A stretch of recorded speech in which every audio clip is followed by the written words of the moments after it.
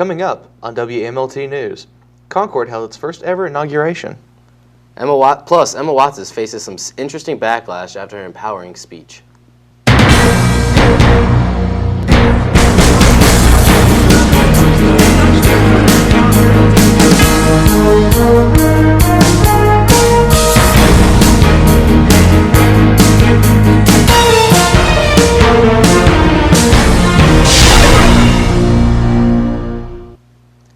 Hello, and welcome to WMLT News. I'm Dalton Boggs. And I'm Brad Sullivan. Concord recently held its first inauguration. WMLT was there to record this historic day. Dr. Kendra Boggess is the first female president to be inaugurated since the founding of Concord University. The festivities started on Thursday with the unveiling of her official portrait and the following reception funded by donations. She gave the address of the university on Friday and swore in early Saturday morning. The weekend made a big impact on the university and the president herself.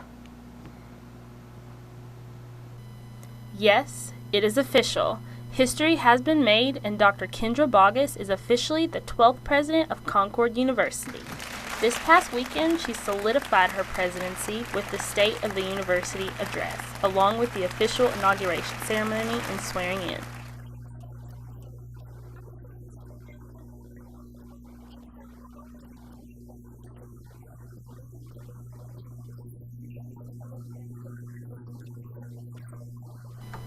After the presidential portrait unveiling, we had a chance to talk to Dr. Boggess about what this experience has been for her.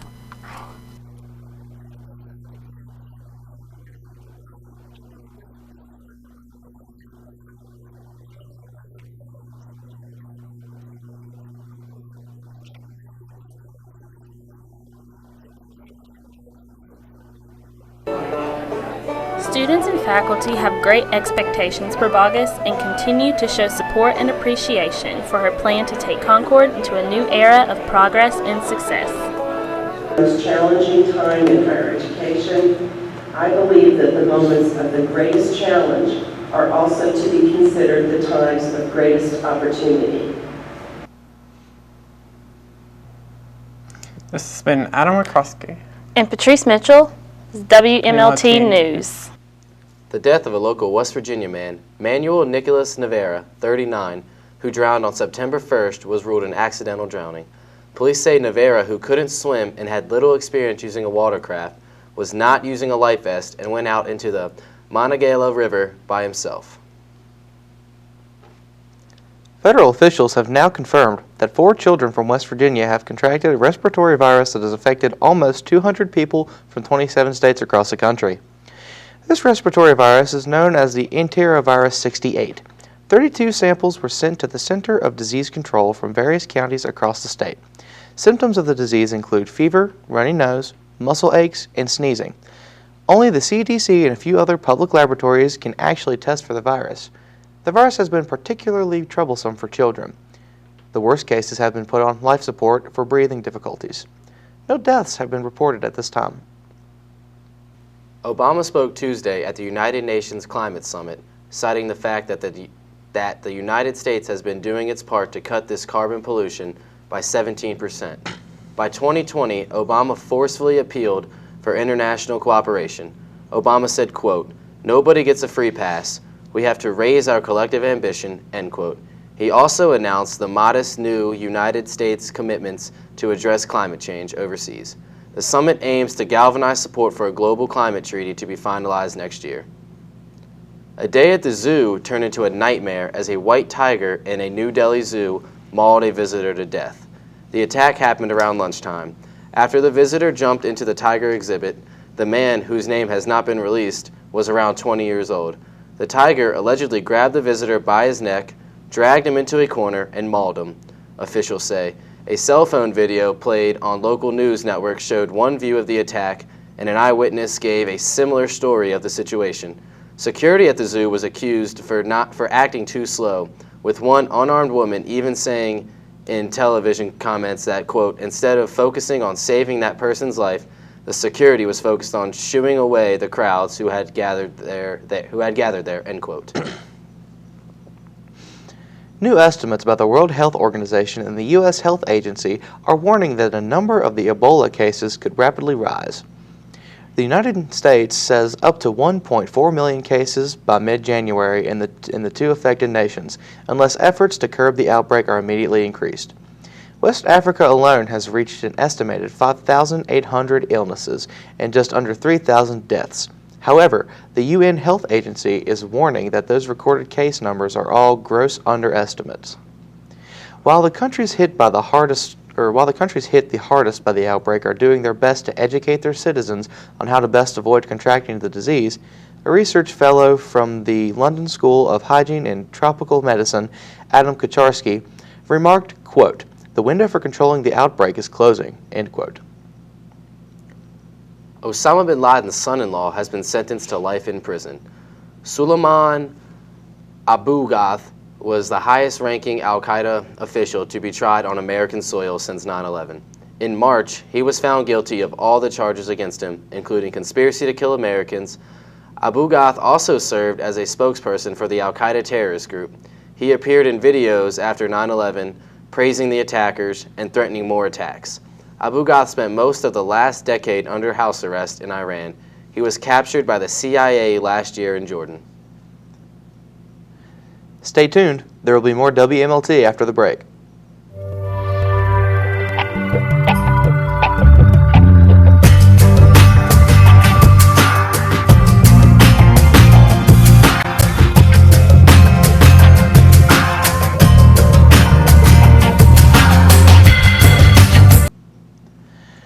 The Ray Rice domestic violence case continues to cause problems for everyone involved.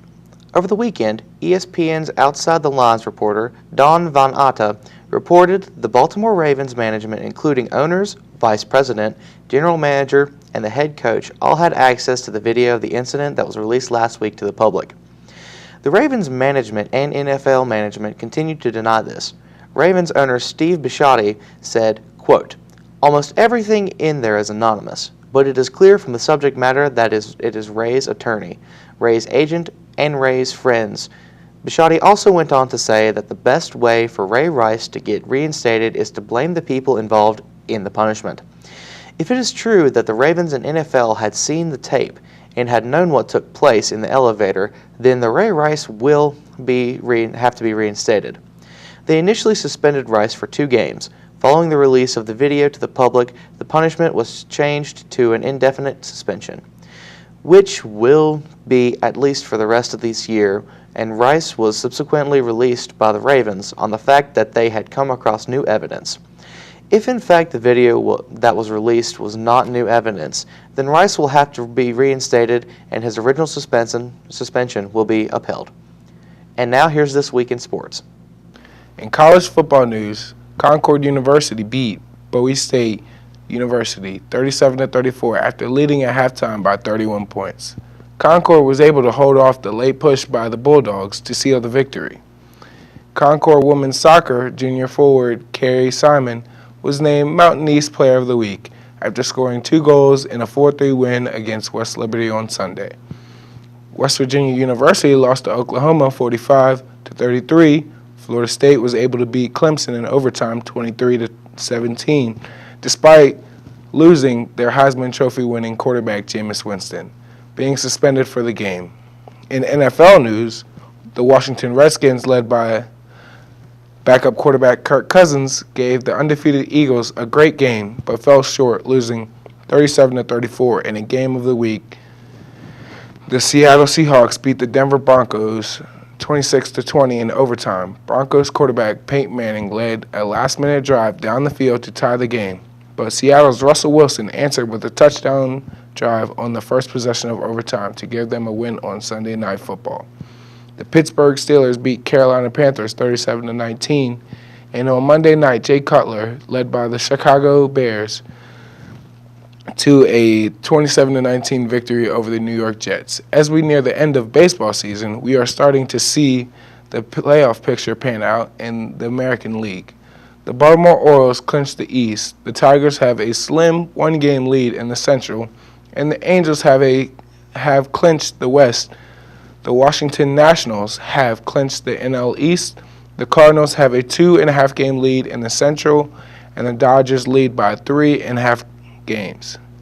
The Giants and Royals are holding on to the last wild card spot in their leagues.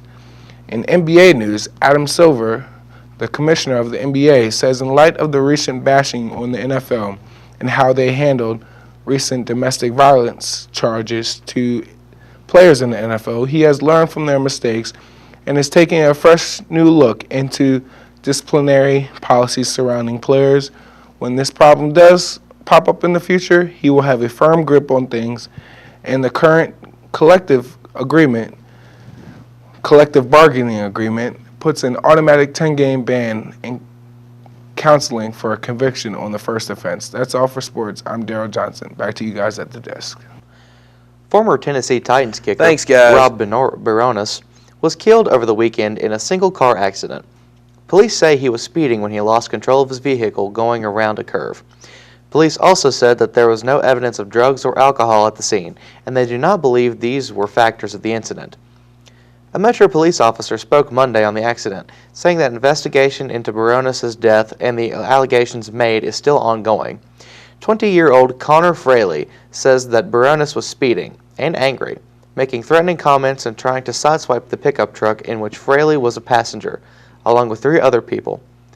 Apparently, Baronis was also tried to sideswipe another vehicle right before he crashed.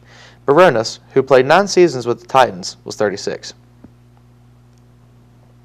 Emma Watson, former actress who played Hermione Granger in the hit movie series Harry Potter, is facing some interesting backlash on a speech on gender equality she gave at the United Nations.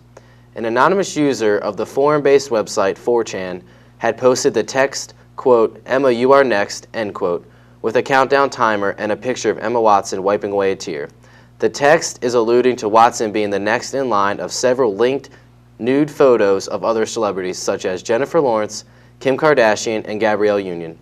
Many sources claim that this is an online attempt to intimidate women and to discourage them from speaking out on feminism. Whether or not the hacker will act on their word remains to be seen. And now with Ticker to Leave It, here's Jesse Stevens. Thanks, guys. If you're anything like me, many of you may have grown up watching the Ninja Turtles cartoons, movies, maybe even read the comic books. Even if you didn't, you probably at least know about the Turtles. But for the fans like me who love the Turtles, we got reunited with them this past summer. Teenage Mutant Ninja Turtles was produced by Michael Bay and directed by Jonathan Liebesman. And they brought back Leonardo, Michelangelo, Donatello, and Raphael to battle the evil Shredder on the big screen.